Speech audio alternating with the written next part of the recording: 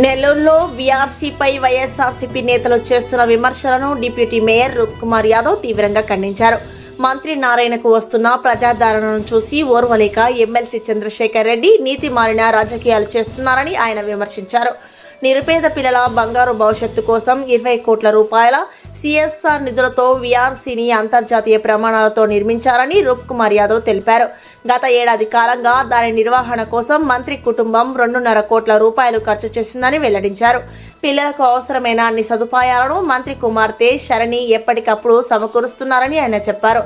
Corporation పరిధిలోని పేద విద్యార్థుల కోసం మంత్రి కుటుంబం 10,000 సైకిళ్లను సిద్ధం చేస్తోందని, వాటిని త్వరలో ఉచితంగా పంపిణీ చేయనున్నట్లు తెలిపారు. సేవా గుణంలో ముందున్న మంత్రి నారాయణపై అసత్య ఆరోపణలు చేయడం సిగ్గుచేటని రూప్ కుమార్ యాదవ్ అన్నారు. విద్యా సంస్థల ద్వారా ఎమ్మెల్సీ చంద్రశేఖర్ రెడ్డి కోట్లు సంపాదించారని విమర్శించారు.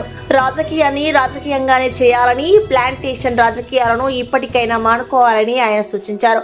మొక్కలను పీకేస్తే చూస్తూ ఊరుకోమని హెచ్చరించారు. అభివృద్ధిని అడ్డుకునే వారిపై కేసులు పెట్టడం తప్పు కాదని స్పష్టం చేశారు. ప్లాంటేషన్ కు సంబంధించిన అన్ని వివరాలు కావాలంటే పక్కాగా అందిస్తామని తెలిపారు.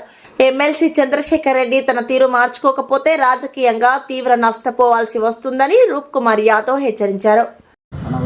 నమస్కారం.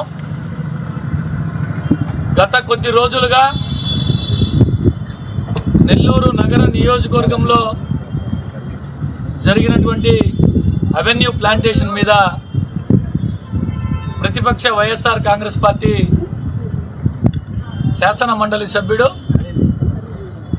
అనేక రకాల ఆరోపణలు చేయడం జరిగింది.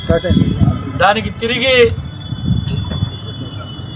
ప్రభుత్వం వైపు నుంచి, నగరపాలక సంస్థ వైపు నుంచి మేమందరం కూడా వివరణతో కూడినటువంటి సమాధానం కూడా చెప్పడం జరిగింది. నిన్నటి రోజున ఆయనతో పాటు జిల్లా పార్టీ అధ్యక్షులు కాకాణి గోవర్ధన్ రెడ్డి గారు, ఆయన ఇద్దరు కలిసి అటు సిఎస్ఆర్ నిధుల మీద, నగరంలో జరుగుతున్నటువంటి అవెన్యూ ప్లాంటేషన్ మీద,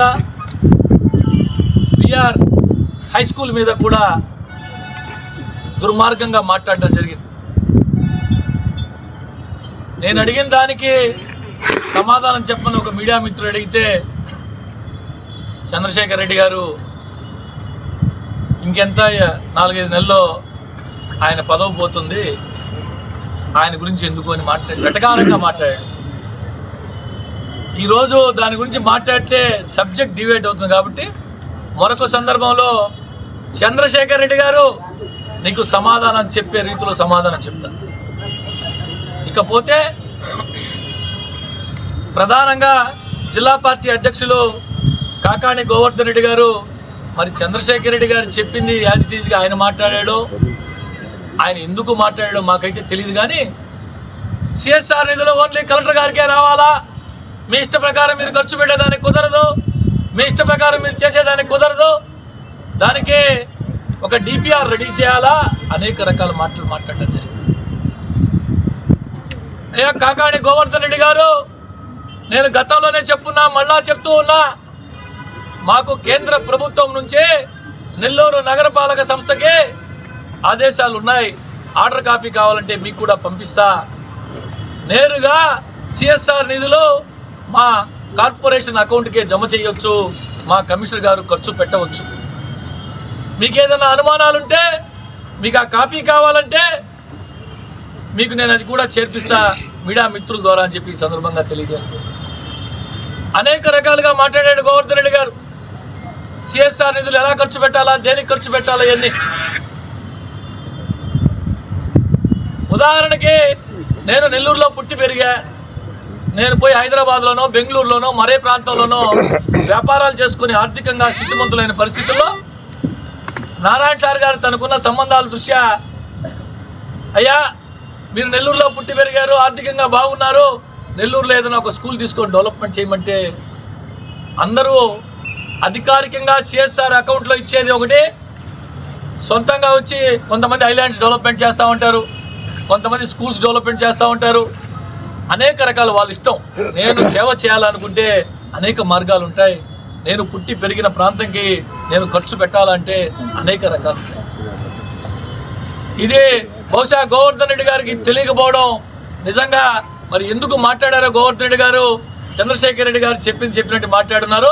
ఈ సందర్భంగా మీ ద్వారా గోవర్ధన్ రెడ్డి గారికి తెలియజేస్తుంది. ఇకపోతే మాటకు ముందు టెండర్ పిలిచారు, ప్రజాధనం దోపిడీ చేయాలని చూశారు. మేము మాట్లాడేసరికి అది కాదు సిఎస్ఆర్ ఫండ్స్ అని చెప్తున్నారు అని చెప్పి మాట్లాడారు. అయ్యా చంద్రశేఖర్ రెడ్డి గారు, మీతో పాటు కూర్చొని మాట్లాడినటువంటి గోవర్ధన్ రెడ్డి గారు అసలు టెండర్ పిలవక ముందే మేము ఏదైతే కౌన్సిల్ తీర్మానం ఉంటుందో, కౌన్సిల్ రెజల్యూషన్, టెండర్ పిలిచే ముందు చంద్రశేఖర్ రెడ్డి గారి కంటే కౌన్సిల్ అంటే ఏంది, టెండర్ ఎలా పిలుస్తారు, ఎవరి ద్వారా పిలుస్తారు, ఏ అమౌంట్కి ఎవరికి అధికారం ఉంది బహుశా తెలియదేమో, నాకు తెలీదు. 10 లక్షల పైన టెండర్ పిలిచేటప్పుడు ఖచ్చితంగా కౌన్సిల్ అనుమతి తీసుకోవాలా. కౌన్సిల్ అనుమతి తర్వాతే కౌన్సిల్ అనుమతికి అనుగుణంగా కౌన్సిల్ రెజల్యూషన్కి అనుగుణంగా టెండర్ పిలుస్తారు. క్లియర్ కట్గా కౌన్సిల్ రెజల్యూషన్లోనే క్లియర్ కట్గా సిఎస్ఆర్ నిధులు లేదా సాధారణ నిధులు మీరు పోయి కావాలంటే మున్సిపల్ ఆఫీసులో చూసుకోవచ్చు. టెండర్ పిలిచేటప్పుడే, టెండర్ పిలవక ముందే మేము ఇచ్చిన కౌన్సిల్ తీర్మానం క్లియర్గా మీ అందరికీ చూపిస్తా ఉన్నా. మీ ద్వారా మాట్లాడినటువంటి గోవర్ధన్ రెడ్డి గారికి, చంద్రశేఖర్ రెడ్డి గారికి చూపిస్తూ ఉన్నా. మీకు ఏదైనా అనుమానాలు ఉంటే నేరుగా మున్సిపల్ ఆఫీస్కి పోతే మీకు డాక్యుమెంట్స్ ఇస్తారు. మీకు ఎవరైనా ఇవ్వకపోతే మాకు చెప్తే నేను ఇప్పిస్తా. మాలో ఎవరికి చెప్పినా మేము ఇప్పిస్తాం. పిలిచే ముందే సిఎస్ఆర్ నిధులు లేదా సాధారణ నిధులు అని పెట్టి పిలవడం జరిగింది. ఇకపోతే నిన్న కూడా మాట్లాడాడు 12,000 అని.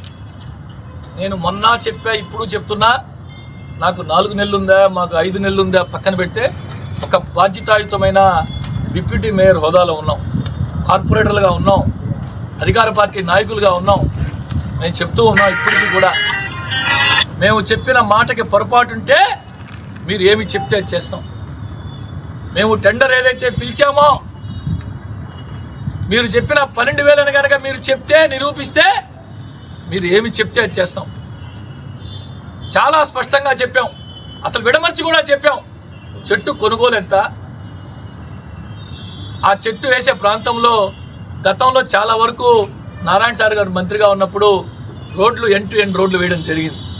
ఆ ప్రాంతంలో చెట్టు వేయాలంటే ఆ సీసీ రోడ్ కటింగ్కి ఎంత, చెట్టు వేసేదానికి ఎంత, తర్వాత ట్రీ గార్డ్కి ఎంత, వేసిన తర్వాత మొట్టమొదటి 2 నెలల పాటు మెయింటెనెన్స్కి ఎంత, దేనికి దానికి పూర్తి స్థాయిలో విడమర్చి మీకు అందరికీ కాపీలు కూడా ఇచ్చాం.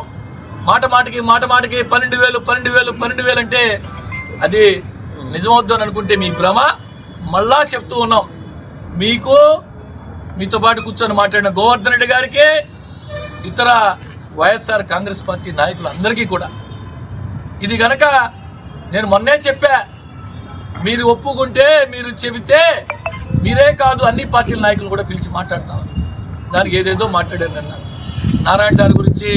నారాయణ సార్ ఏమో దోపిడీ చేస్తున్నాడు నెల్లూరు నగరంలో, చెప్తా మీకంతా. ఈ సందర్భంగా మళ్ళీ చెప్తున్నా, మీకు గనక ఎక్కడైనా అనుమానాలు ఉంటే 3,900 చిల్లర చెట్టు, 188 రూపాయలు 2 నెలలు మెయింటెనెన్స్ ప్లస్ GST ఈ కలిపి టెండర్ పిలిచారు.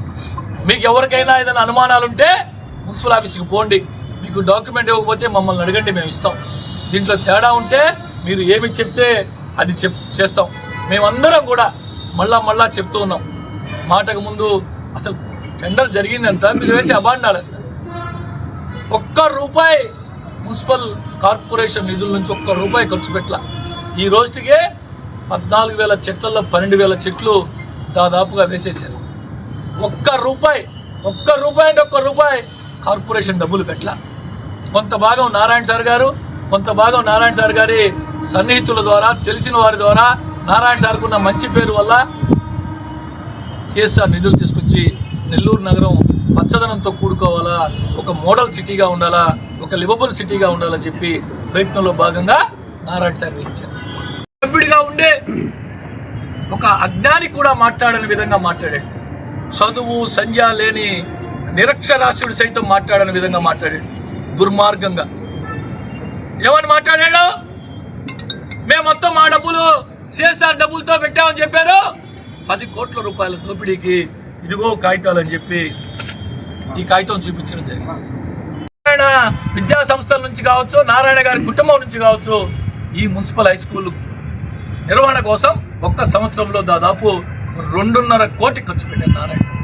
మీకు వివరాలు కావాలంటే విడివిడిగా విత్ ప్రూఫ్స్తో పాటు నేను మీకు అందజేస్తా. ఎవరైనా వచ్చి వెరిఫై చేసుకోవచ్చు.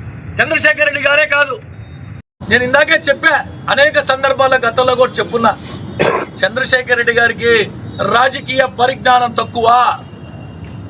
ఏదన్నా సమావేశం పెట్టాలంటే ఆయనే చెప్పాడు 15 రోజులు నేను దీని మీద కసరత్తు చేసేదని.